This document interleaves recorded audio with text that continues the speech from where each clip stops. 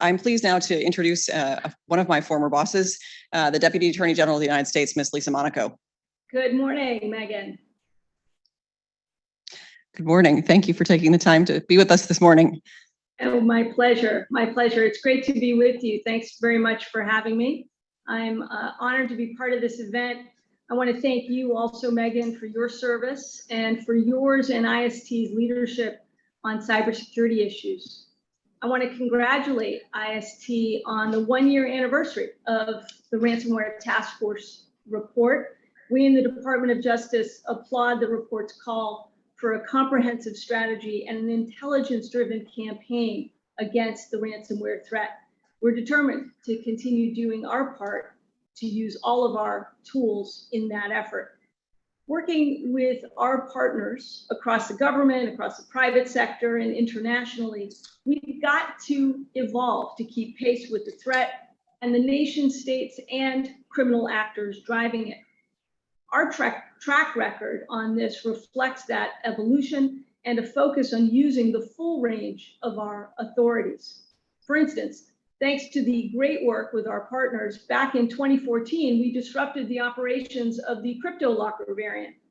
And in November of 2018, our prosecutors obtained a first of its kind indictment against 2 Iranian nationals in connection with the SamSam ransomware variant.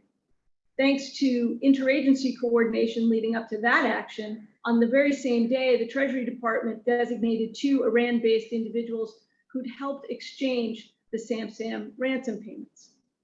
With years of experience striking back against ransomware, we've learned lessons that have improved our approach.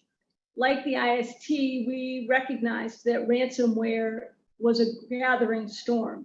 That's why last year we launched our own Ransomware and Digital Extortion Task Force to bring additional focus to our work against the threat. And many of our achievements over the past years are in harmony with the priority recommendations in your report. The hallmark of our approach is applying the tools and authorities that we have in constantly new ways, to lean forward to ensure that we're doing all we can to prevent and disrupt an attack before it happens, to impose costs on the actors themselves and work with victims to mitigate the impacts they feel and prevent the next victim wherever we can. Our operation against the Sodinokibi and REvil ransomware variant is a prime example of this approach, combining new techniques with tried and true methods and working together with other federal agencies along with foreign partners and the private sector for maximum impact. With the help of Polish authorities, in November of last year, Jarosław Wyszynski was arrested. He is, of course, the REvil affiliate who hit multinational software company Kaseya just 4 months earlier in a ransomware supply chain attack. He's now been extradited to the United States and is facing justice in Texas. And we seized back the cryptocurrency ransom paid by a victim, this time a sum of $6.1 million that was paid to Yevgeny Polyanin, another REvil affiliate. And this was, of course, our second time recovering a ransom payment in cryptocurrency. As this group no doubt knows, in the wake of the attack on the Colonial Pipeline last summer, thanks to Colonial's cooperation, swift reporting, and great work with our partners, we were able to follow the money and recover much of that ransom payment. But the seizures, the arrests, the extraditions are a part of a larger picture and a broader strategy. On the whole of government front, we saw the State Department offer a reward of up to $10 million for information leading to the identification of REvil leadership. And the Treasury Department sanctioned Wyszynski and Polyanin for their roles in conducting the REvil ransomware attacks.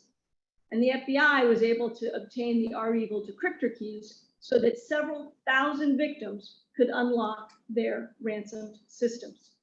These coordinated actions resulted from close communication among teams in each agency. And that's what I think a whole of government approach against ransomware looks like in practice. But not a single case we work is confined to our shores alone or to work amongst governments. Our international partners, our private sector partners are all indispensable. And I want to call out companies like Bitdefender and McAfee and Microsoft, whose contributions have been critical in many of these cases. All of this takes a coordinated effort to disrupt some of the actors behind our evil, to seize assets, to disrupt infrastructure and deny them access to our financial system. This is work we can all be proud of, which we can all be proud. While our evil went quiet after our operation, we can't be sanguine about their ability, and frankly that of others, to come back. One of the hardest parts of the ransomware problem is, of course, the actors that we can't reach, especially those who operate within a cybercrime safe haven. Some of these cyber criminals are affiliates who use more than one ransomware variant. Others are developers or middlemen or executives at the top of what are essentially criminal businesses. Some of the same people behind today's ransomware were behind the botnets of a few years ago, or the banking Trojans of a few years before that. We are basically dealing with career cyber criminals. So we need to redouble our focus on these key criminal players and consider not only how to impose costs on them, but how to deprive them of safe havens. The Russian invasion of Ukraine introduces new variables into this challenge. To be successful, we need to move past thinking about ransomware by variant name and instead identify the people and organizations behind them. These should not be disposable brand names thrown up and discarded by our adversaries at their convenience. We must go behind the labels to hold these individuals and groups accountable. This is a challenge we face not just with regard to ransomware, of course, but in cybercrime writ large. The computer crime and intellectual property section here in the department continues to be at the center of this fight, along with the domain specialists in our National Security Division and the U.S. Attorney's offices around the country. The Department of Justice has been hard at work expanding our efforts against ransomware. In addition to the Ransomware and Digital Extortion Task Force created last year, and that has been the engine of so many of the operations that I just mentioned, we're focusing on everything from our talent pipeline to the ecosystem that enables ransomware actors. Some of the steps we've taken include creating a new cyber fellowship program whose members will rotate through our criminal and national security divisions and U.S. attorneys' offices so they can gain a broad understanding of how we respond to emerging and critical threats across the spectrum, helping to build a reserve of trained cyber prosecutors for the future. We're also increasing our focus on the illicit use of cryptocurrency that hides cybercrime. Our National Cryptocurrency Enforcement Team combines cryptocurrency experts in our criminal division and U.S. attorneys' offices so that we can better target the illicit cryptocurrency infrastructure that enables the ransomware ecosystem. And because no ransomware attack can be viewed in isolation, we're also launching an international virtual currency initiative to combat the transnational abuse of virtual currency. This initiative will allow for more joint international law enforcement operations, more eyes from multiple law enforcement agencies around the world to follow the money through the blockchain. It will also foster, we hope, responsible regulation and anti-money laundering requirements to root out the abuse of these technologies. And we're deploying our prosecutors overseas to build capacity in fighting cybercrime. In partnership with the State Department, we've got a global law enforcement network of prosecutors who assist our foreign counterparts as they address cybercrime and issues involving electronic evidence. We're also creating a new cyber operations international liaison, whose responsibility will be to work with US prosecutors and European allies to basically up the tempo of international operations against top-tier cyber actors, including arrests, extraditions, asset seizures, and working together to dismantle infrastructure. And as a final note, all of this requires help from the private sector, because frankly, we are all in this together. Our private sector partners are on the front lines of cybersecurity, defending networks from threats every day and notifying victims when they've been attacked, or even beforehand, saving organizations millions of dollars. Our relationships with those outside of government is critical to our collective success. This includes computer security researchers and those who can provide us with tips and leads and other information. That information helps us to identify a ransomware actor or locate a vulnerability that might allow us to recover a ransom payment, obtain decryptor keys, or other critical leads to prevent the next victim.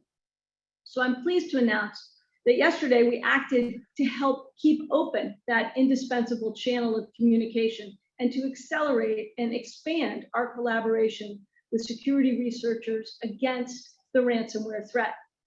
The department has now revised its charging policy under the Computer Fraud and Abuse Act. Among other things, we have clarified that good faith computer security research should not be charged. Computer security research is a key driver of improved cybersecurity, and the department has never been interested in prosecuting good faith security research as a crime. Rooting out vulnerabilities for the common good should be encouraged, and our prosecutors and investigators stand ready to work with researchers when their insights lead to opportunities to fight back against ransomware and other cybercrime.